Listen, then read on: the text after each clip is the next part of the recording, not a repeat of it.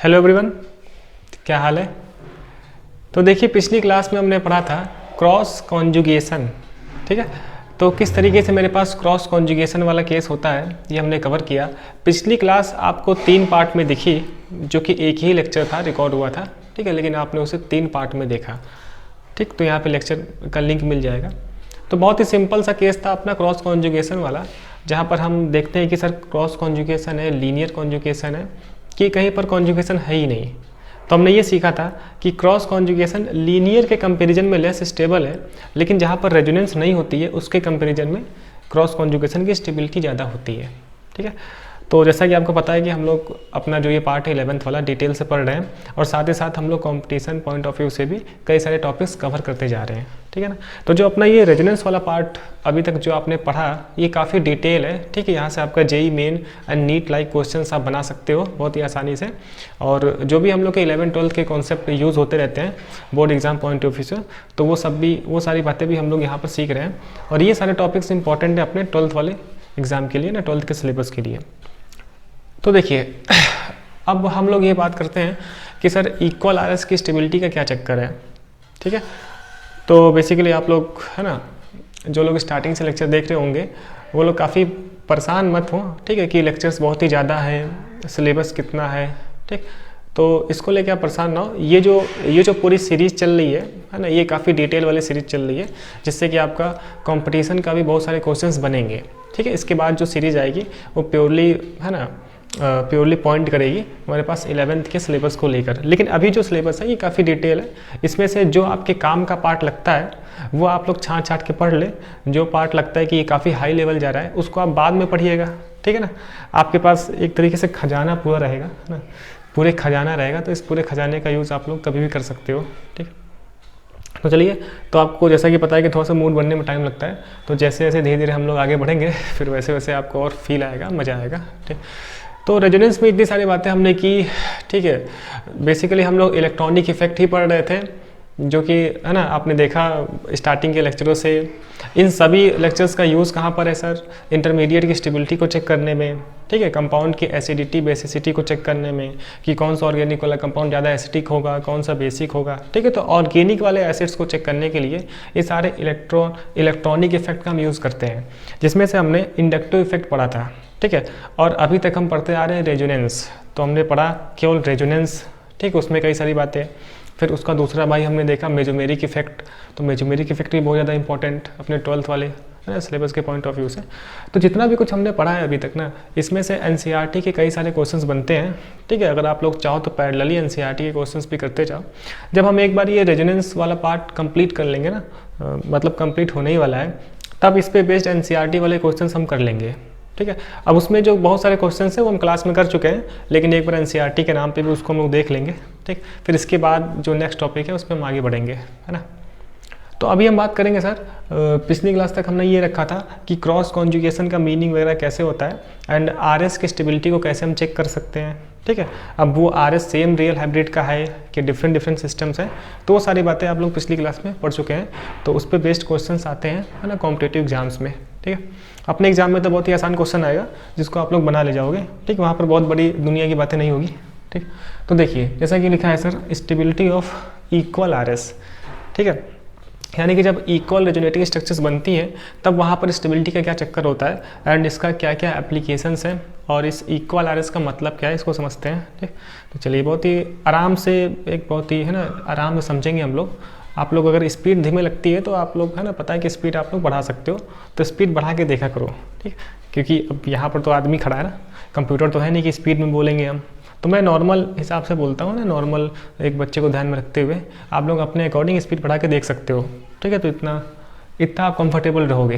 ठीक है, अब कोई नया आदमी है जो यहीं से जुड़ रहा है, तो यहाँ से भी आप लोग जुड़ सकते हो, है ना। लेकिन थोड़ा सा पिछली लेक्चर देख लें आप, थोड़ा सा आइडिया रहेगा ना चीज़ों का, तो आपको समझने में आसानी हो जाएगी, क्योंकि सारे लेक्चर्स लिंक्ड है ना, एक दूसरे से लिंक चल रहे हैं। ठीक, तो इतनी बात तो ठीक है।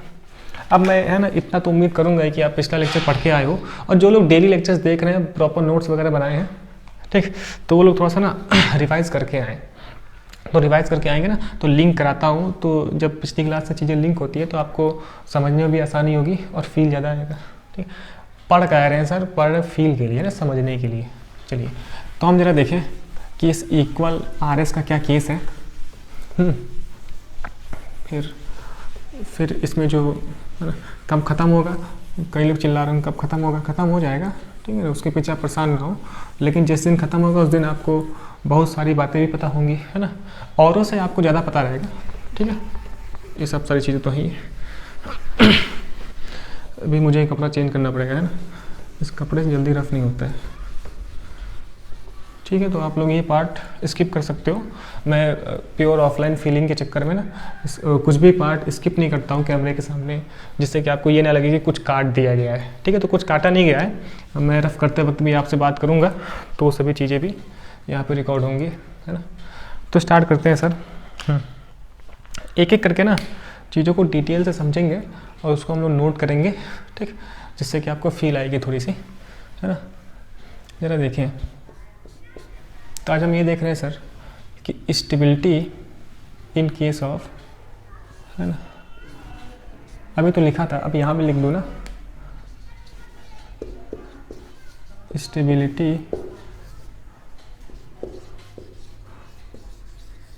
In case of equal resonating structure.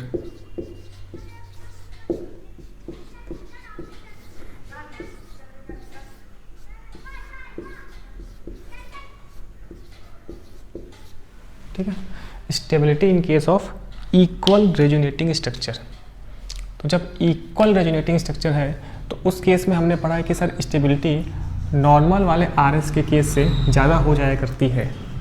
तो जो लोग पिछली क्लास पढ़े हैं ना, पिछली क्लास का मतलब है ना ये सारे लेक्चर्स, ये पूरी सीरीज़, तो कहीं हमने ये बात कर रखी है कि अगर इक्वल आरएस का केस होता है तो उस केस में स्टेबिलिटी बढ़ जाती है, क्योंकि इक्वल आरएस वाले केस में क्या होता है, चार्ज का डिस्ट्रीब्यूशन हर मेंबर पे यूनिफॉर्मली होता है, ठीक है। तो जब हम रेजोनेटिंग स्ट्रक्चर्स पढ़ रहे थे तो उस वक्त मैंने बताया भी था एक एरोमेटिक वाला केस लेकर, है ना, आपको याद हो तो एरोमेटिक वाले कंपाउंड में इक्वल आरएस होता है, और भी जगह होता है, तो उसको आज हम देखते हैं, ठीक है। तो सर एक बात तो क्लियर है कि हम पिछली क्लासेस से, ये कोई नया नाम नहीं है आज के लिए कि इक्वल आरएस का क्या मतलब है। जब हम रेजोनेंस पढ़ रहे थे, जब हम रेजोनेटिंग स्ट्रक्चर्स ड्रॉ करना सीख रहे थे, तो उस वक्त मैंने एक क्वेश्चन कराया था आपको जहाँ पर इक्वल आरएस का केस था, ठीक है। और ये बात हम जानते हैं कि जब इक्वल आरएस बनती है तो हर मेंबर पे चार्ज का डिस्ट्रीब्यूशन यूनिफॉर्मली होता है, और जितना ज़्यादा चार्ज का डिस्पर्सल होगा उतनी स्टेबिलिटी बढ़ जाएगी, है ना। ये सब चीज़ हम पढ़ चुके हैं, है ना, नहीं है। चलिए हम आते हैं। तो सर आपके कहने का मतलब ये है कि जितना भी कुछ हम पिछली क्लासेस से पढ़े हैं उसके अकॉर्डिंग एरोमेटिक वाले सिस्टम में ना इक्वल आरएस होती है, और कौन कौन से में होती है, तो जरा आप देखो, जैसे कि बेंजीन का तो पता था आपको ना, जब इस तरीके से पाई सिग्मा पाई वाला कॉन्जुगेशन है तो आपको पता है कि इसके दो रेजोनेटिंग स्ट्रक्चर्स बनते हैं, ठीक, जिसमें क्या है कि बस इस पाई बॉन्ड की ना पोजीशन का डिफरेंस है, देखिए आप, पाई बॉन्ड की पोजीशन का डिफरेंस है, ठीक, और ये दो इक्वल आरएस हैं, है ना, ये इक्वल आरएस का केस है, इक्वल आरएस, देखिए देखने में बिल्कुल सेम दिख रहे हैं, बस पाई बॉन्ड की पोजीशन का चेंज है और किसी भी टाइप का चार्ज नहीं है ना, या फिर कुछ भी अलग टाइप का यहाँ पर स्ट्रक्चर में कोई और डिफरेंस नहीं है, ठीक है, केवल पाई बॉन्ड का पोजीशन चेंज है। अब देखो pi sigma pi sigma pi sigma pi sigma pi, ठीक है, ये चीज़। हाँ जी, अच्छा एक बात हम पढ़ चुके हैं पिछली क्लासेस से, पिछली क्लासेस में बोलता रहता हूँ, है ना, पिछली से, कि जब भी रेजोनेंस होती है ना तो उस केस में बॉन्ड लेंथ का डेटा गड़बड़ हो जाया करता है। याद करो आप वो पहली क्लास जब हम केवल रेजोनेंस के बारे में पढ़ रहे थे, ठीक, ये चीज़। तो बेसिकली हमने ये पढ़ा था सर कि जो बेंजीन में बॉन्ड लेंथ है ना, बेंजीन में बेसिकली जो बॉन्ड लेंथ है किसका सर, सीसी बॉन्ड का, सीसी बॉन्ड का, ये चीज़, ठीक है, वो सर था 1.39 एंगस्ट्रॉम, ठीक। हम जानते हैं कि जब सर रेजोनेंस होती है तब क्या होता है कि जो बॉन्ड लेंथ होता है वो प्योर सिंगल बॉन्ड से तो छोटा लेकिन डबल बॉन्ड से बड़ा आता है ना, यानी कि single bond and double bond के बीच की बॉन्ड लेंथ होती है, ठीक है, ये बात हम पढ़ चुके हैं जब रेजोनेंस हुआ करती है तो, ठीक है, ये चीज़। तो देखिए इक्वल आरएस का केस है, और इक्वल आरएस के केस में सेम नेचर वाले बॉन्ड जो पार्टिसिपेट कर रहे थे रेजोनेंस में, उनकी बॉन्ड लेंथ सेम होती है। ठीक है, आपको जैसे देखने में क्या लग रहा है, ये तो आर एस है ना, इसका जो रियल हाइब्रिड है सर, जो रियल हाइब्रिड या फिर रेजोनेटिंग हाइब्रिड है ना, या फिर हम बोलते हैं सर रेजोनेंस हाइब्रिड, एक अच्छा वर्ड है ना। तो जो इसका रियल हाइब्रिड है वो तो बेसिकली मुझे पता है कि ऐसे पाई बॉन्ड टहल रहा है। ठीक है, ये चीज़, यानी कि बेंजीन में जो सी बॉन्ड है वो ना ही प्योरली डबल है ना ही प्योरली सिंगल है, वो तो डबल और सिंगल के बीच में आता है ना। सिंगल बॉन्ड से छोटा है लेकिन डबल बॉन्ड से बड़ा है, जो ये केस है। ठीक, तो सर है ना, यहाँ से ये बात फील आई कि जब इक्वल आर एस का केस होता है तो उस केस में जो बॉन्ड लेंथ सेम होती है, बॉन्ड लेंथ सेम नेचर का जो बॉन्ड पार्टिसिपेट कर रहा है ना रेजोनेंस में, उनकी बॉन्ड लेंथ सेम होती है ना। यानी कि सी बॉन्ड, हर सी बॉन्ड का बॉन्ड लेंथ सेम है, जो कि 1.39 है। ठीक है, ये चीज़ तो यहाँ से ये बात सर क्लियर होती है। ठीक है, चलिए अब यहाँ से चीज़ें लिंक्ड हो रही है पिछली क्लास से, तो मैं बिल्कुल नया मान के नहीं बता सकता हूँ, पिछली क्लासेस से हमें रिलेट करना ही पड़ेगा। ठीक है, ये चीज़, चलिए ये चीज़ जरा आप और देखें तो मैं भी और चीज़ें समझाता हूँ कि क्या कहना चाहता हूँ। ठीक, जरा आप देखिए, फॉर्मेट आयन होता है एक, फॉर्मेट आयन क्या है सर, HCOO माइनस, है ना, दिस इज नोन एज अपना फॉर्मेट आयन। ठीक है, फॉर्मिक एसिड होता है, वहाँ से आता है। तो आप देखो जरा, डबल सिंगल निगेटिव, तो बेसिकली इसमें रेजोनेंस है, इस तरीके से देखो आप, रेजोनेंस है, तो यहाँ से एक RS बन सकती है। क्यों, देखिए CO निगेटिव चार्ज एंड यहाँ पर सर डबल बॉन्ड O। तो आप देखो जो फर्स्ट RS है एंड जो सेकेंड RS है, देखो बिल्कुल सेम है। इस केस में O पे निगेटिव, CO के बीच में डबल बॉन्ड एंड CH, यहाँ भी देखो एक O पे निगेटिव, CO डबल बॉन्ड फिर CH। ठीक, इट मीन्स ये भी सर इक्वल RS का केस है, ये भी सर इक्वल RS है। ठीक है, एंड इक्वल RS के केस में क्या होता है, सेम नेचर के बॉन्ड जो रेजोनेंस में पार्टिसिपेट कर रहे हैं उनकी लेंथ सेम हो जाया करती है ना, लेंथ सेम हो जाया करती है, ये इसका फीचर है। ये बात मैं लिखता हूँ अभी, जरा इसका रियल हाइब्रिड देखो या फिर रेजोनेंस हाइब्रिड, तो वो क्या बनेगा, तो पहले आप सिग्मा स्केलेटन बना लें, HC देखिए O, ठीक है, फिर O। हाँ जी, अब देखो नेगेटिव चार्ज एक बार O पे आता है, फिर एक बार इस O पे आता है। ठीक, और बेसिकली ये जो पाई बॉन्ड है वो सिग्मा में कन्वर्ट होता है एंड सिग्मा पाई बॉन्ड में कन्वर्ट होता है, जो कि हम पढ़ते आए हैं अभी तक। ठीक है, ये कोई नई बात नहीं है। तो इस तरीके से dot dot dot dot dot dot dot dot. ठीक है, और जब ये इक्वल RS का केस है तो एक नेगेटिव चार्ज दो रेजोनेटिंग स्ट्रक्चर पे डिस्ट्रीब्यूट हुआ है, तो -1/2 का कंट्रीब्यूशन हो गया ये। ठीक है, इस तरीके से। तो सर हमने ये देखा, तो हमने क्या सीखा, हमने ये सीखा कि जब भी इक्वल RS वाला केस होगा ना, तो उस इक्वल RS वाले केस में जो बॉन्ड रेजोनेंस में पार्टिसिपेट कर रहे होंगे उनका लेंथ सेम हो जाया करता है। ठीक, इसका मतलब कि फॉर्मेट आयन में जो CO बॉन्ड है ना, CO बॉन्ड, इन दोनों CO बॉन्ड की बॉन्ड लेंथ सेम है ना, जो कि प्योर डबल बॉन्ड से बड़ी होगी एंड प्योर सिंगल बॉन्ड से छोटी होगी, है ना। इसका मतलब कि सर फॉर्मेट आयन में दो अलग अलग CO बॉन्ड एग्जिस्ट नहीं करते हैं, क्योंकि फॉर्मेट आयन में इक्वल RS का केस है। ठीक है, ये बात क्लियर होती है। ठीक, ये चीज़ नोट करके मैं बात लिख देता हूँ। क्या सर लिखना है, in case of equal RS, in case of equal RS, ठीक है, same nature of bonds, same nature of bond participating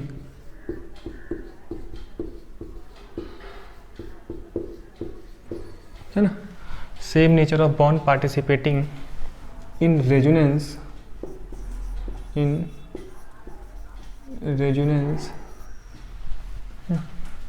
have equal bond length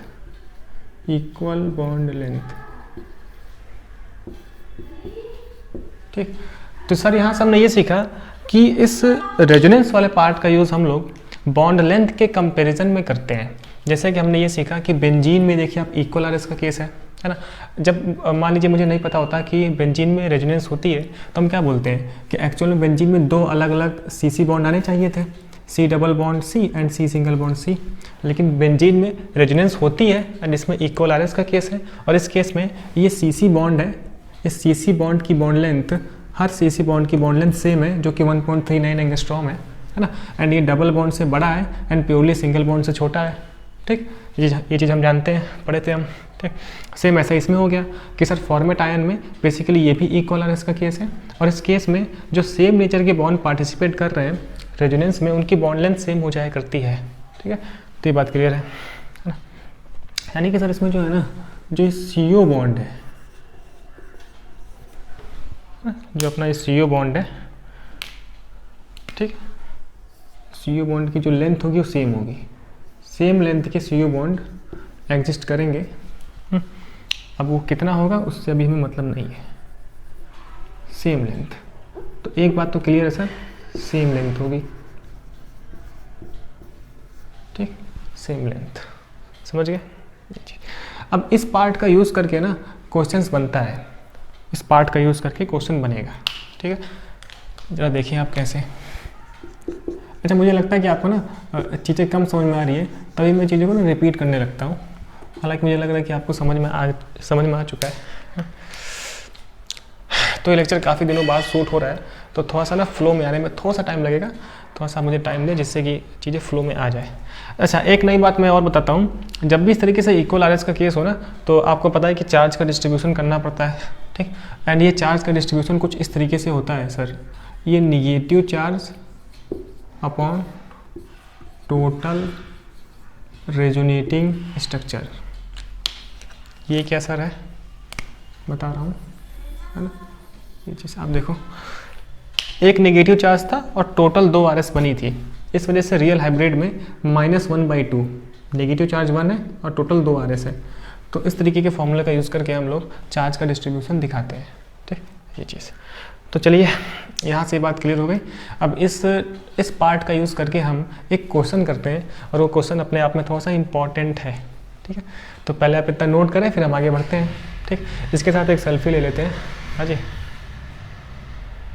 एक उधर से सेल्फी ले लूँ।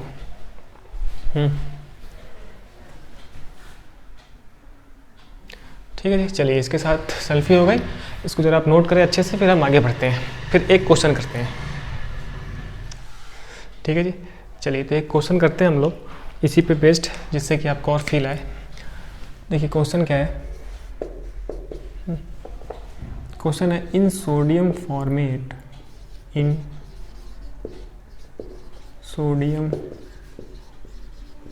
फॉर्मेट, है ना, क्या होता है sir, SCOONA, only one CO bond, only one CO bond length is observed,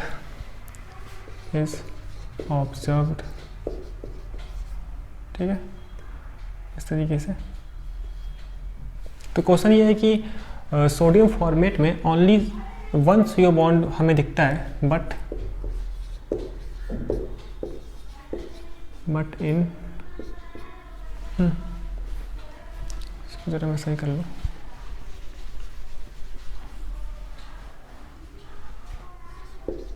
but in formic acid, formic acid क्या है sir, SCOOH, but in formic acid there are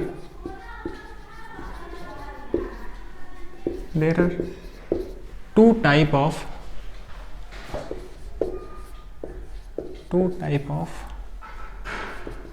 CO bond length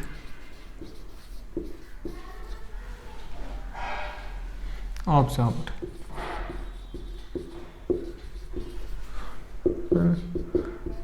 Explain why. ठीक है, तो basically ये question है। Question मुझसे ये बोल रहा है कि सर सोडियम फॉर्मेट में ना ओनली 1 CO बॉन्ड लेंथ होती है।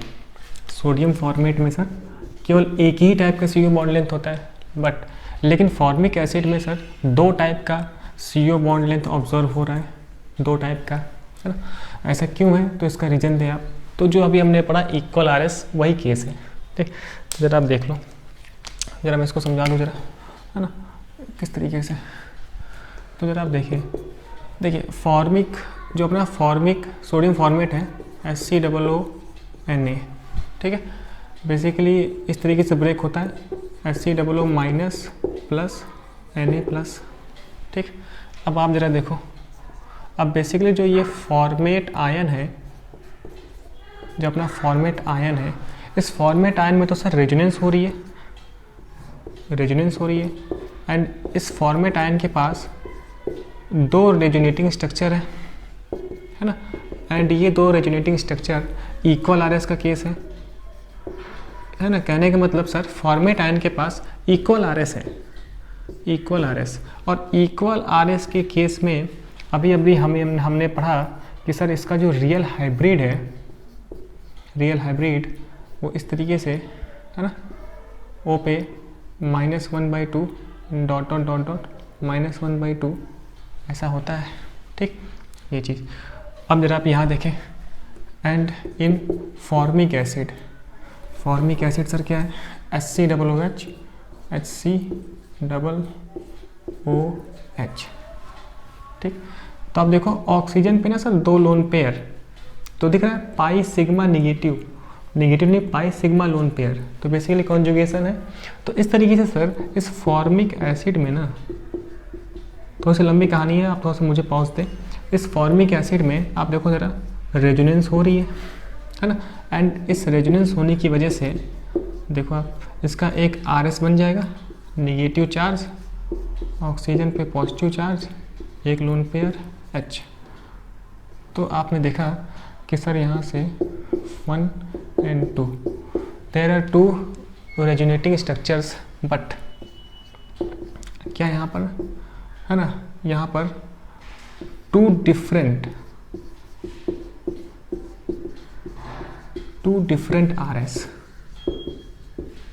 तो सर मुझे यहाँ पे दिख रहा है कि 2 डिफरेंट RS है ना। अब इस डिफरेंट RS होने की वजह से है ना, यहाँ पर सर 2 डिफरेंट है ना CO बॉन्ड लेंथ मिली, है ना, 2 डिफरेंट बॉन्ड लेंथ मिल गई। ठीक, तो आंसर मिल गया। ठीक, तो कहने का मतलब इतना सिंपल सी बात है कि फॉर्मेट आयन में इक्वल RS का केस है, एंड इक्वल RS के केस में जो ये CO बॉन्ड लेंथ है ना, CO bond length same length के आते हैं, यानी कि यहाँ पर 2 अलग अलग CO बॉन्ड नहीं है, एक ही CO बॉन्ड है ना। यहाँ पर जो CO बॉन्ड लेंथ है वो सेम नेचर का है। CO बॉन्ड लेंथ क्या है सर, सेम लेंथ है CO की, है ना, CO बॉन्ड लेंथ सेम है, बट क्या हो गया, कांड क्या हो गया।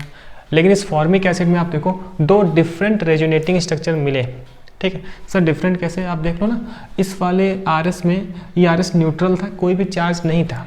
ये RS देखो अभी भी न्यूट्रल है, लेकिन चार्ज का सेपरेशन हो गया है, यानी कि ये 2 अलग अलग RS हैं, आपको दिख भी रहा है ना। इस CO के बीच में सिंगल बॉन्ड, अब यहाँ पे डबल बॉन्ड, अब O पे पॉजिटिव आ गया। ठीक, लेकिन इस केस में आप देख लो, जैसा सेम टू सेम है ना, यहाँ था वैसे ही यहाँ पर भी है ना, C double bond O, C single bond O and negative charge. यहाँ भी आप देख लो C single bond O negative charge, C double bond O। ठीक है, तो basically these are 2 equal RS है ना, but here is 2 different RS, and in different RS होने की वजह से यहाँ पर मुझे 2 डिफरेंट CO बॉन्ड लेंथ मिल गए। ठीक, तो ये इसका हो गया सर रीजन। बात समझ में आती है, ऐसे क्वेश्चंस पूछे जाते हैं। अब बेसिकली अगर हम बात करें तो ये क्वेश्चन एक फॉर्मिक एसिड का हो गया, जो कि 12th के सिलेबस में जाएगा, है ना, जब हम लोग जब कार्बोक्सिलिक एसिड वगैरह पढ़ते हैं तब। ठीक, तो इस टाइप के क्वेश्चंस हैं जो कि हम लोग को रेजोनेंस के बेस पे मिल सकते हैं, रेजोनेंस के क्या बोलते हैं कि एक्सप्लेनेशन पे मिलते हैं, है ना, इसके एप्लीकेशंस हैं। तो ऐसे एप्लीकेशंस हमें हर जगह देखेंगे जहाँ पर मुझे इस तरीके का बॉन्ड लेंथ को कंपेयर करना पड़ेगा।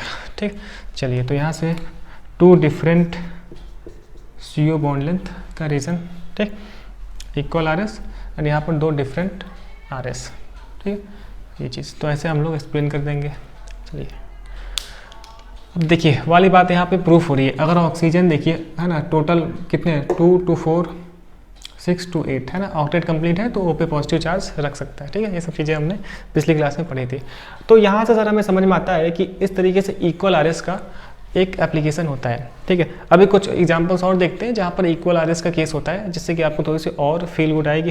ठीक, तो पहले आप इसको नोट कर लें एंड धीरे धीरे अभी थोड़ा सा आपको और भी फील आने वाली है। जैसा कि आपको पता है कि ये लेक्चर काफ़ी दिनों बाद रिकॉर्ड हो रहा है। ठीक है, और तो आपसे कनेक्टिविटी बनाने में थोड़ा सा टाइम लगेगा, तो आप मुझे देख के थोड़ा सा परेशान ना हो, है ना।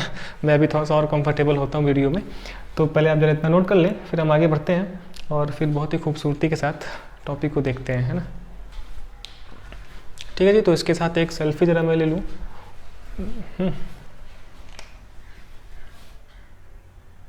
ठीक, चलिए सेल्फी हो गई। फिर से हम वापस आते हैं अभी, ठीक है ना। चलिए, तो ये बात आपसे बात करने के लिए थी। ठीक है, आगे बढ़ते हैं। हाँ जी, चलिए तो अब इस इक्वल RS का केस देखने के बाद हम एक एग्जांपल करते हैं और इस एग्जांपल से हमें और भी फील गुड आएगा। फिर एक क्वेश्चंस करेंगे, फिर एग्जांपल करेंगे, है ना। चलिए, तो क्वेश्चन क्या है सर, एग्जांपल के तौर पे देखते हैं हम लोग, है ना। कार्बोनेट, ठीक है जी, कार्बोनेट डाई एनायन, ठीक, हाँ वही है, कार्बोनेट आयन है, CO3 2-। ठीक है, कार्बोनेट आयन क्या होता है सर, देखिए मतलब कि ये भी एक ऐसा केस है जहाँ पर इक्वल RS बनती है ना। अच्छा, इक्वल RS बनेगी तो सर इसमें भी जो CO बॉन्ड लेंथ है वो CO बॉन्ड लेंथ सेम आएगी सभी में। हाँ बिल्कुल, तो जरा आप देखें, देखो ये CO, O पे निगेटिव चार्ज, O पे निगेटिव चार्ज। ठीक है, ये अपना कार्बोनेट आयन है, फर्स्ट स्ट्रक्चर। आप देखें जरा, डबल सिंगल निगेटिव, यानी कि सर इसमें रेजोनेंस होगी निगेटिव चार्ज इधर पाई बॉन्ड में, पाई ऐसे ब्रेक हो जाए सिग्मा में। तो देखो आप जरा, O पे निगेटिव कार्बन डबल बॉन्ड, फिर यहाँ पर O पे निगेटिव। ठीक है, अब देखिए आप जरा, ठीक है, देखिए सर निगेटिव सिग्मा पाई, फिर से सर यहाँ पे कॉन्जुगेशन है। तो अगर निगेटिव चार्ज ऐसे पाई बॉन्ड बनवाने आए तो सर आप देख सकते हैं कि यहाँ से O पे निगेटिव, फिर sir double bond O, single bond O पे निगेटिव चार्ज। ठीक है, अब अगर आप कुछ भी करेंगे, किसी के मन में ये आए तो सर ऐसे तोड़ दें तो फर्स्ट वाली स्ट्रक्चर बन जाएगी। ठीक है ना, ये चीज़। तो ये तो सर मुझे यहाँ पर मिला 3 RS, है ना, 3 RS। ठीक, एंड ये बेसिकली जो 3 रेजोनेटिंग स्ट्रक्चर है ये इक्वल RS है ना, इक्वल RS। ठीक, यानी कि इस केस में सर मुझे 3 इक्वल RS मिलती है कार्बोनेट डाई एनायन के केस में। सर इक्वल कैसे है आप देख लो, फर्स्ट वाले स्ट्रक्चर में C डबल बॉन्ड O है एंड हर O पे ना एक नेगेटिव चार्ज। सेकंड में आप देख लो C डबल बॉन्ड O है एंड ईच ऑक्सीजन पे एक नेगेटिव चार्ज। यहाँ पे देखिए सेम कांड। ठीक है, तो ये अपना हो गया सर इक्वल RS का केस। ठीक, किसी के मन में आ रहा हो तो देखो आप इधर तोड़ोगे डबल बॉन्ड O पे निगेटिव तो फर्स्ट वाला बन जाएगा। तो 4 नहीं बन रहे हैं सर, 3 इक्वल RS का केस है ये। ठीक है, तो अब देखें जरा आप, इसका मतलब सर अगर आप इसका रियल हाइब्रिड बनाओ तो रियल हाइब्रिड में क्या होता है, पहले हम लोग सिग्मा स्केलेटन बना लेते हैं इस तरीके से, क्यों ऐसे, फिर सर क्या, फिर चार्ज का डिस्ट्रीब्यूशन। अभी हमने पढ़ा total number of charge upon resonating structure, तो 2 चार्ज है और 3 RS बन रही है। इसका मतलब सर -2/3 का चार्ज का कॉन्ट्रीब्यूशन हो गया, -2/3 एंड रेजोनेंस हो रही है तो सर इस तरीके से अपना, है ना, डॉट डॉट डॉट डॉट ये। तो सर मेरे पास ये बन गया अपना रियल हाइब्रिड। ठीक है, ये अब कुछ बातें मैं आपको याद दिलाऊं जो हम पिछली क्लासेस में पढ़ चुके हैं कि जब भी सर रेजोनेंस होगी ना तो जो पाई बॉन्ड है वो सिंगल बॉन्ड में कन्वर्ट होता है, बात मुझे पता है, सिंगल बॉन्ड पाई बॉन्ड में कन्वर्ट होता है, बात मुझे पता है ना। एंड मुझे इन स्ट्रक्चर्स के करस्पॉन्डिंग एक रियल हाइब्रिड मिलती है।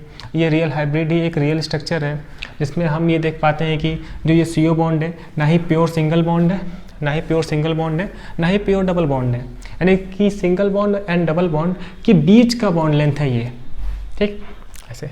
अब देखिए ये इक्वल आर एस का केस है, it means equal R S में जो हम जानते हैं, जो इक्वल आर एस में प्रॉपर्टी लगती है वो प्रॉपर्टी यहाँ पे फॉलो हो जाएगी, ठीक है जी ये चीज़। तो ज़रा आप देख लें, है ना। इसका मतलब कि सर यहाँ पर जो सी ओ बॉन्ड है, C O bond length, C O bond length same है, यानी कि सर कार्बोनेट आयन में two different C O bond length नहीं है ना। कभी ऐसा क्वेश्चन आए कि क्या कार्बोनेट आयन में सी डबल बॉन्ड ओ ये C O bond length different है या फिर सी ओ बॉन्ड लेंथ ये डिफरेंट है क्या? नहीं, डिफरेंट नहीं है, दोनों C O bond length same nature के हैं। यानी कि सर कार्बोनेट आयन में एक ही टाइप का सी ओ बॉन्ड मिलता है जो कि सेम लेंथ के हैं, है ना। ऐसा क्यों सर? इक्वल आर एस के केस होने की वजह से, ठीक है, बात समझ में आ गई, ठीक।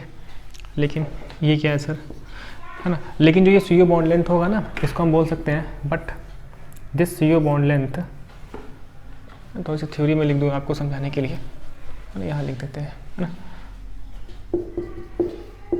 This C O bond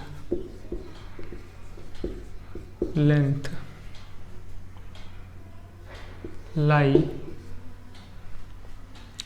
lies in between, है ना, pure single bond and pure double bond, ठीक है। ये बात हम जानते हैं कि जब भी सर रेजोनेंस हो रही होगी, रेजो वाला केस होगा, उस केस में जो अपने ये बॉन्ड लेंथ होते हैं, है ना, जो बॉन्ड रेजोनेंस में पार्टिसिपेट कर रहे हैं, है ना, इन बॉन्ड का जो बॉन्ड लेंथ होता है वो प्योर सिंगल बॉन्ड से छोटा आता है और प्योर डबल बॉन्ड से बड़ा आता है, ठीक है। ये केस हम जानते हैं, है ना। ये हम पिछली क्लासेस से, यानी कि हम स्टार्टिंग से ऐसा पढ़ते आ रहे हैं, जो आज यहाँ पर फिर से प्रूफ होता है, ठीक। इसका मतलब कि हम इसे ऐसे लिख सकते हैं क्या, इट मीन्स जो ये सी ओ बॉन्ड है ना, जो अपना सी ओ बॉन्ड है ना, बेसिकली सी ओ बॉन्ड छोटा है प्योर सी सी सिंगल बॉन्ड से, सी सी सिंगल बॉन्ड से, है ना, लेकिन बड़ा है जो pure C double bond C वाला बॉन्ड होता है, ठीक है, ये वाला केस, ठीक। तो आज से अच्छा सर, इसका मतलब कि फॉर्मेट आयन में भी ऐसा ही था क्या? हाँ, जो फॉर्मेट आयन में सी ओ बॉन्ड था वो प्योर सिंगल बॉन्ड से छोटा है लेकिन प्योर डबल बॉन्ड से बड़ा है। बेंजीन में भी सर ऐसा ही था क्या? सी सी बॉन्ड, हाँ, बेंजीन में सी सी बॉन्ड था, है ना, वो सी सी बॉन्ड प्योर सिंगल बॉन्ड से छोटा है लेकिन प्योर डबल बॉन्ड से बड़ा है, ठीक है, ये चीज़। तो इतनी सारी बातों से सर मुझे ये समझ में आया कि जब भी रेजोनेंस होती है ना तो बॉन्ड लेंथ का डेटा गड़बड़ होता है। ये तो हम लोग बहुत दिन से पढ़ते आ रहे हैं और वो चीज़ आज हम देख भी लिए, है ना। एंड यहाँ से हमें एक चीज़ और पता चली कि नॉर्मली, है ना, नॉर्मली जो सिंगल बॉन्ड होता है वो सिंगल बॉन्ड की बॉन्ड लेंथ बड़ी होती है normal carbon carbon double bond से, है ना। लेकिन जब रेजोनेंस वाला केस आ जाता है उसी में, ठीक है, तो रेजोनेंस के केस में जो बॉन्ड रेजोनेंस में पार्टिसिपेट कर रहे हैं, है ना, ये बात इंपॉर्टेंट है कि कौन सा बॉन्ड रेजो में पार्टिसिपेट कर रहा है। तो आप देखो सी और ओ वाला बॉन्ड रेजो में पार्टिसिपेट कर रहा है, तो हम बोलते हैं कि सेम नेचर के बॉन्ड जो रेजो में पार्टिसिपेट कर रहे हैं, है ना, सेम नेचर के बॉन्ड जो रेजो में पार्टिसिपेट कर रहे हैं उनका बॉन्ड लेंथ सेम आता है ना। क्या मतलब है सर? देखिए C double bond O, C double bond O same nature के बॉन्ड है। नेचर का मतलब क्या है सर? सी डबल बॉन्ड ओ, है ना, यानी कि सी और ओ के बीच में बॉन्ड बना है, सी और ओ के बीच में बॉन्ड बना है जो कि डबल बॉन्ड है। यहाँ पर सी एंड ओ के बीच में बॉन्ड बना है, इट मीन्स ये सेम नेचर के हैं, है ना। अब देखिए ये जो बॉन्ड है ये रेजो में पार्टिसिपेट भी कर रहे हैं जब रेजोनेंस में पार्टिसिपेट करेंगे, है ना। और ये case sir equal R S का भी केस है ना। तो जब इक्वल आर एस का केस हो जाएगा इसी केस में हम बोल पाएंगे कि सर यहाँ पर बॉन्ड लेंथ सेम आती है, ठीक है। एंड यहाँ से एक क्वेश्चन और बन सकता था कि क्या कार्बोनेट आयन में टू डिफरेंट टाइप के सी ओ बॉन्ड लेंथ है? नहीं, एक ही टाइप का सी ओ बॉन्ड लेंथ ऑब्जर्व होता है। इसका रीजन सर क्या है? इक्वल आर एस होना, है ना, इक्वल आर एस और ये सारी बात, ठीक है। अब इन सारी बात का यूज़ हम लोग करेंगे फ्यूचर में। अब इस पे बेस्ड एक क्वेश्चन करते हैं जिससे कि आपको इसका एप्लीकेशन पता चलेगा, है ना। फिर एक और एग्जांपल देखेंगे जहाँ पर इस तरीके का कांड होता है, यानी कि मुझे इक्वल आर एस का केस मिलता है, ठीक है। तो पहले ज़रा इसको आप नोट कर लें, फिर हम एक क्वेश्चन करते हैं, फिर एग्जाम्पल पर फिर से आते हैं, है ना। ठीक है जी। चलिए एक क्वेश्चन करते हैं हम लोग, फिर जिससे कि आपको और फील गुड आए। अरे देखिए क्वेश्चन ये है, arrange in order of CO bond length. ठीक है, तो रेशो का कॉन्सेप्ट यूज़ करते हुए हम यहाँ से बॉन्ड लेंथ पे क्वेश्चन देख लेते हैं। ठीक है, तो सर जितना अभी तक हमने पढ़ा उसी पे बेस्ड ये क्वेश्चन भी होगा, है ना। तो आप ज़रा देखें, क्वेश्चन ये है कि जैसे मेरे पास दिया हुआ है कार्बन डाइऑक्साइड, कार्बन मोनोऑक्साइड, है ना, कार्बोनेट आयन, वही कार्बोनेट डाई एनायन। ठीक, इसमें बताना है CO बॉन्ड लेंथ का ऑर्डर। ठीक है, नॉर्मली क्या जानते हैं हम, है ना, नॉर्मली जो बॉन्ड होता है ना इस तरीके से चलता है, यानी कि ट्रिपल बॉन्ड सबसे छोटा, फिर डबल बॉन्ड, फिर सिंगल बॉन्ड। ठीक है, तो जरा आप देखो, जैसे carbon monoxide,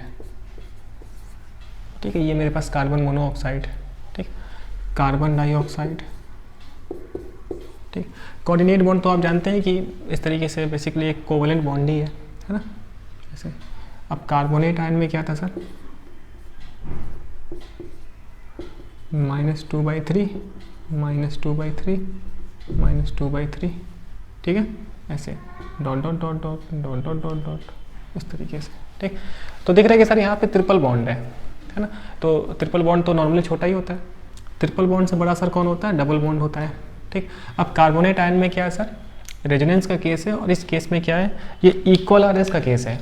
and equal RS के केस में मुझे पता है कि सर CO बॉन्ड की बॉन्ड लेंथ सेम होती है, तो इस चक्कर में यहाँ पर, है ना, इक्वल RS के केस में, इक्वल RS के चक्कर में CO बॉन्ड लेंथ सभी सेम लेंथ के आ गए। एंड इस तरीके से सबसे बड़ी बॉन्ड लेंथ हो गई कार्बोनेट आयन की, फिर डबल बॉन्ड की, फिर इस ट्रिपल बॉन्ड की।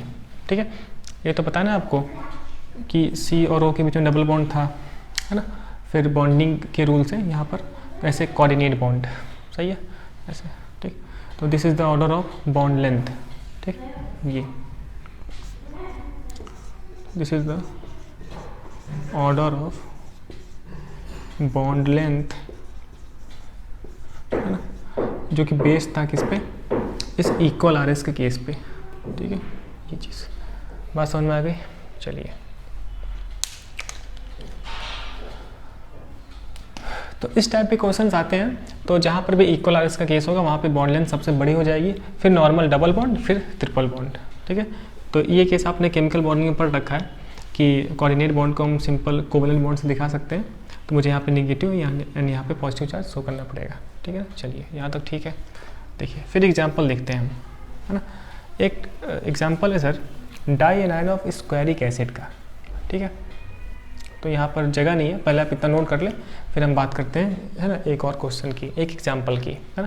पहले आप इतना नोट कर लें। हाँ जी, ठीक है, तो मेरे ख्याल से इसमें कोई आपको डाउट नहीं होगा। ये एक ट्रिपल बॉन्ड की नेचर का टाइप है, फिर ये डबल बॉन्ड, फिर ये सिंगल बॉन्ड, है ना। तो कुछ खास बात नहीं थी, बस ये यहाँ पर इक्वल RS का चक्कर था, तभी इस तरीके से आपको भौकाल में लिख के बताना पड़ा। ठीक, चलिए हम आगे बढ़ते हैं और देखते हैं कुछ और एग्जाम्पल्स जहाँ पर मेरे पास बेसिकली इक्वल RS होती है। हाँ जी, चलिए तो देखते हैं हम एग्जाम्पल एक और देखते हैं, हम देखते हैं यहाँ से क्या मिलता है। एक कंपाउंड है ना, देखिए O पे नेगेटिव, O पे नेगेटिव। ठीक है, इसका नाम है die anion of squaric acid, है ना। बेसिकली डिफरेंट एग्जांपल लेके हम ये बात सीख रहे हैं कि किस तरीके से इक्वल RS का केस होता है। एंड इक्वल RS के केस में मेरे पास जो सेम नेचर के बॉन्ड पार्टिसिपेट कर रहे हैं रेजो में, उनका बॉन्ड लेंथ सेम आता है। ठीक है, तो आपको इससे और भी एक फील गुड आएगा। ठीक है, चलिए तो जरा आप देखें कि सर यहाँ पर ना बेसिकली रेजोनेंस हो रही है, एंड रेजोनेंस किस केस में हो रही है, तो जरा आप देखें, निगेटिव सिंगल डबल, ठीक है। तो सर इस तरीके से क्या बॉन्ड टूट जाएगा क्या? हाँ देखो आप फिर देखिए आप ऐसे, देखिए ऐसे टूटा तो ऐसे और टूट जाएगा, ठीक है ना। ये सारी बात हम कर चुके हैं। तो निगेटिव चार्ज, ठीक है। अब देखिए यहाँ पे डबल बॉन्ड बनने वाला है, डबल बॉन्ड सिंगल में कन्वर्ट हो गया, फिर यहाँ पे डबल बॉन्ड, ठीक। एंड ये डबल बॉन्ड जो पहले से था, दिस डबल बॉन्ड ओ पे माइनस, ठीक है। ऐसे बात समझ में आई। देखिए निगेटिव सिग्मा पाई है ना, फिर ऑक्सीजन, है ना, मतलब pi sigma pi, negative sigma pi, conjugation है सर। इस तरीके से बॉन्ड ब्रेक हो जाएगा। तो सिंगल की जगह डबल, है ना, डबल तो सिंगल, ठीक है, फिर डबल तो सिंगल, ऐसे। हाँ जी। अब जरा आप देख लो फिर से सर, कॉन्जुगेशन है क्या? हाँ देखिए आप, अगर ये निगेटिव चार्ज इधर आ जाए तो पाई बॉन्ड को यहाँ टूटना पड़ेगा, क्यों? इसको जरा मैं अच्छे से दिखाता हूँ। देखिए आप, पाई बॉन्ड को यहाँ टूटना पड़ेगा, फिर ये पाई बॉन्ड ऐसे टूट जाएगा, क्यों? तो देखिए आप जरा, ये आप करके ना ट्राई भी कर सकते हैं वीडियो पॉज करके। इसका मतलब सर जहाँ पर हमें डबल बॉन्ड था वो सिंगल हो गया, जहाँ सिंगल बॉन्ड था डबल हो गया, ठीक है। ऐसे ओ पे निगेटिव चार्ज, हाँ जी, फिर ओ पे डबल बॉन्ड एंड ये डबल बॉन्ड ओ था, ठीक है। बात समझ में आ गई। देखिए सिंगल बॉन्ड डबल बॉन्ड में, डबल सिंगल बॉन्ड में, सिंगल बॉन्ड डबल बॉन्ड में, डबल बॉन्ड सिंगल बॉन्ड में, ठीक है। इसका यूज़ कर लिया हमने, इसका यूज़ कर लिया, और लास्ट ये बचता है अपना, ठीक है। तो अगर आप देखें ऐसा, देखिए ये भी एक इक्वल आरएस का केस है। अगर मैं आपको समझाऊं तो आपको दिख रहा है कि हर केस में ना 2 ऑक्सीजन पे निगेटिव चार्ज है और 2 डबल बॉन्ड से लगा है, एंड रिंग का हिस्सा एक पाई बॉन्ड है। देखिए 2 ऑक्सीजन पे डबल बॉन्ड है ना, 2 ऑक्सीजन पे निगेटिव चार्ज है, और रिंग में एक जगह पाई बॉन्ड है, ठीक है। यहाँ भी देख लो आप, 2 ऑक्सीजन पे निगेटिव चार्ज है, 2 ऑक्सीजन पे डबल बॉन्ड है ना, एंड रिंग का एक हिस्सा पाई बॉन्ड, ठीक है। हमने इसका यूज़ कर लिया, इसका यूज़ कर लिया, अब ये यूज़ करना बचा है, ठीक है। जरा आप देख लें, देखिए दिख रहा है क्या मेरे पास? देखो आप, निगेटिव सिग्मा पाई, ठीक है, ऐसे कुछ गड़बड़ तो नहीं हो रहा है, इस तरीके से, ठीक है। या फिर यहाँ पे देख लो आप, है ना, दिख रहा है, निगेटिव इधर आ जाए, पाई बॉन्ड इधर आ जाए, तो इसको यहाँ से टूटना पड़ेगा, ठीक। तो सर यहाँ से मुझे मिल जाएगा, आप देखो ज़रा, तो हाँ जी, देखिए डबल बॉन्ड ओ, ठीक है, एंड ये निगेटिव चार्ज तो सर इस पर था ही, pi bond, single bond O पे निगेटिव चार्ज, ठीक है, ओ ऐसे, ठीक है। देखिए वो भी एक ऐसा केस जहाँ पर 2 डबल बॉन्ड ओ, 2 ऑक्सीजन इस पर निगेटिव चार्ज, एंड रिंग का एक हिस्सा डबल बॉन्ड, ठीक है। ऐसे देखिए 1 2 3 4। तो इस तरीके से सर यहाँ पे जो अपना एक गिवन था, ये तो अपना एक आर एस था ही सही, 1 2 3 4, है ना। There are 4 resonating structure, 4 resonating structure, है ना। और ये चारों रेजोनेटिंग स्ट्रक्चर, है ना, बेसिकली इक्वल आरएस का केस है। आप देख पा रहे हो ये इक्वल आरएस का केस है ना, ऐसे। तो basically this is our equal RS, है ना। रियल हाइब्रिड से मतलब नहीं है ना, आपको पता ही है, इक्वल आरएस। अब देखिए इक्वल आरएस है तो कौन कौन से बॉन्ड है जो कि रेजो में पार्टिसिपेट कर रहे हैं, तो आपको दिख रहा है ये चीज़, कौन कौन सा bond, CO bond and CC bond, दिख रहा है। CC बॉन्ड रेजो में पार्टिसिपेट किया, CO बॉन्ड भी रेजो में पार्टिसिपेट किया, है ना। इट मीन्स सर जो CO बॉन्ड की लेंथ होगी ना, CO बॉन्ड, है ना, हैव सेम लेंथ, है ना, जो CO बॉन्ड है उनकी सेम लेंथ होगी, एंड CC बॉन्ड, है ना, CC bond and also have same length. क्यों सर? अभी तो मैंने बोला कि सेम नेचर के बॉन्ड जो रेजो में पार्टिसिपेट करते हैं, रेजोनेंस में पार्टिसिपेट करते हैं, उनकी बॉन्ड लेंथ सेम होती है। तो आपको दिख रहा है कि सर ये डबल सिंगल में कन्वर्ट हुआ, है ना। एंड ये जो CO बॉन्ड है सिंगल से डबल में कन्वर्ट हुआ, इट मीन्स ये रेजोनेंस में पार्टिसिपेट किया। एंड जब रेजोनेंस में पार्टिसिपेट करता है तो सर इन बॉन्ड की बॉन्ड लेंथ सेम होती है, यानी कि sir CO bond and CC bond की बॉन्ड लेंथ सेम होगी सभी में। यहाँ पर दो डिफरेंट टाइप के है ना CO बॉन्ड ऑब्जर्व नहीं होंगे, या फिर CC बॉन्ड है ना अलग अलग टाइप के ऑब्जर्व नहीं होंगे, ठीक है, यही सारी बात है। बट यहाँ तक आपको क्लियर है। बट जो ये CO बॉन्ड है ना, is not equal to CC bond, है ना। CO bond and CC bond ये आपस में इक्वल नहीं होंगे, क्योंकि ये आपस में रेजो में पार्टिसिपेट नहीं कर रहे हैं, ठीक है।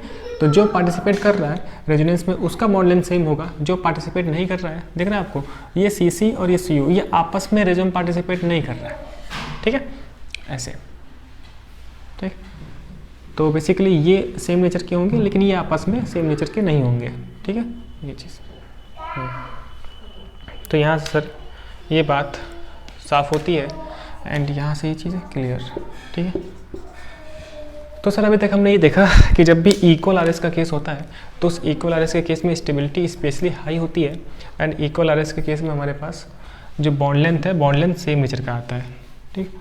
अब इसके बाद हम देखेंगे कि सर हाइपर कॉन्जुगेशन, एक नया टॉपिक हाइपर कॉन्जुगेशन। एंड यहाँ तक अपना जो भी रेजोनेंस वाला पार्ट था, है ना, उसका जो एप्लीकेशन था इक्वल RS का केस, ये सारे पार्ट हम पढ़ चुके हैं, ठीक है। चलिए अब हम देखते हैं कि हाइपर कॉन्जुगेशन क्या होती है। पहले इसको आप नोट कर लें।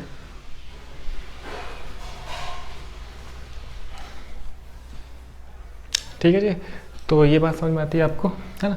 देखिए आप, ये C single bond O and CC bond, मैं इसको बोल रहा था ना, C single bond O and CC bond, ये आपस में रेजोनेंस में पार्टिसिपेट नहीं कर रहे हैं, है ना। किसी को डाउट हो रहा हो तो है ना, दैट्स वाई है ना these bonds are not equal, ठीक है। चलिए, तो अभी तक हमने ये देखा कि किस तरीके से मेरे पास है ना ये इक्वल RS का केस होता है, ठीक। अब हम बात करते हैं एक डिफरेंट टाइप के, है ना, इलेक्ट्रॉनिक इफेक्ट की। अभी तक हमने क्या पढ़ा सर कि इंडक्टिव इफेक्ट, है ना, रेजोनेटिंग इफेक्ट यानी कि मेजमेरिक इफेक्ट, उसी का पार्ट, ठीक। अब कंप्लीट रेजोनेंस इफेक्ट हमारा ख़त्म होता है ना, इक्वल RS के साथ, एंड किस तरीके से हमारे पास, है ना, बॉन्ड लेंथ का कंपैरिजन हमने किया, है ना, और भी बहुत सारी बातें की। अभी आगे चल के हम और भी कई सारे टॉपिक्स हम देखेंगे, ठीक। तो हो सकता है कि इस वीडियो में आपको थोड़ी सी एनर्जी कम लगे, क्योंकि एक लेक्चर रिकॉर्ड होने के बाद ये सेकंड लेक्चर रिकॉर्ड हो रहा है लगातार, ठीक है। तो आप लोग ये सब मत देखा करें, ठीक। तो जो कंटेंट है ना, कंटेंट को आप देखें, है ना, और किस तरीके से चीज़ों का एक्सप्लेनेशन है उसको आप देखें, है ना, मुझे मत देखें, ठीक। तो आपको समझ में आएगी ये बात। हो सकता है कि ये वाला पार्ट आपको सेकंड पार्ट में दिख रहा हो, है ना। फर्स्ट पार्ट तक आपने केवल इक्वल RS का केस देखा, एंड ये वीडियो आपको सेकंड पार्ट में मिलेगी, ठीक है। दरअसल पहले से प्लान नहीं होता है ना कि किधर जाना है, तो दरअसल वीडियो एक बार में सारी रिकॉर्ड हो जाती है, फिर उसमें से ना पार्ट के फॉर्म में काट के कितना आपको दिखाना है उस हिसाब से काम होता है, ठीक है। चलिए, तो मेरे ख्याल से अब आपको इसमें कोई डाउट नहीं होगा ना। कुछ बच्चे शायद डाउट रखे कि सर ये कैसे, तो देखिए आप, C सिंगल बॉन्ड C, है ना, एंड CO, ये देखिए ये आपस में रेजो में पार्टिसिपेट नहीं कर रहा है। रेजो का मतलब सर रेजोनेंस, है ना। जो बच्चे पुराने हैं उन्हें पता है कि हम लोग क्या क्या शॉर्टकट यूज़ करते हैं। हालांकि ये शॉर्टकट हम अपने लिए केवल यूज़ करते हैं ना, बाहर की दुनिया के लिए रेजो वगैरह वर्ड नहीं यूज़ करेंगे, नहीं, ठीक है। तो सर इसको जरा आप रफ करें, फिर हम आगे बढ़ते हैं, है ना। आगे बढ़ते हैं और देखते हैं हाइपर कंजुगेशन।